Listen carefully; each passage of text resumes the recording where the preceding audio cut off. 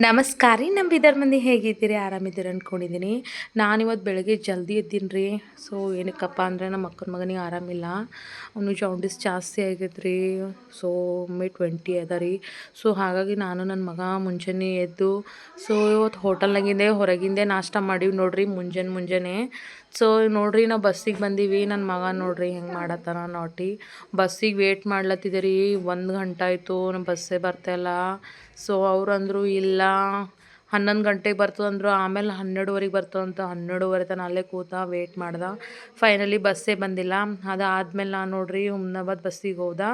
ಹುಮ್ನಾಬಾದ್ನಿಂದ ಮತ್ತು ನಾನು ಉಮ್ಮರ್ಗ ಬಸ್ಸಿಗೆ ಕುಂತ ನೋಡ್ರಿ.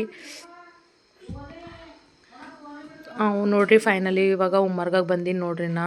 ಸೊ ಇವಾಗ ನೋಡ್ರಿ ಉಮ್ಮರ್ಗ ಬಸ್ ಸ್ಟ್ಯಾಂಡ್ ಬಂತು.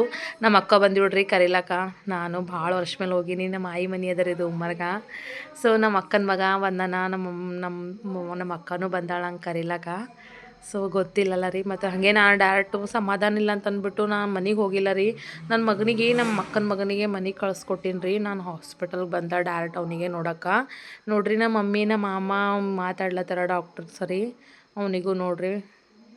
ಹಾಗೆ ನಾವು ಮನೆಗೆ ಹೊಂಟೀವಿ ನೋಡ್ರಿ. ಇವಾಗ ಈವ್ನಿಂಗ್ ಆಯ್ತು ರೀ. ಬರತನ ನಮ್ಮ ಅಕ್ಕನ ಮಗ ಟ್ಯೂಷನ್ ತೊಗೊಳತ್ತಿದ್ದ.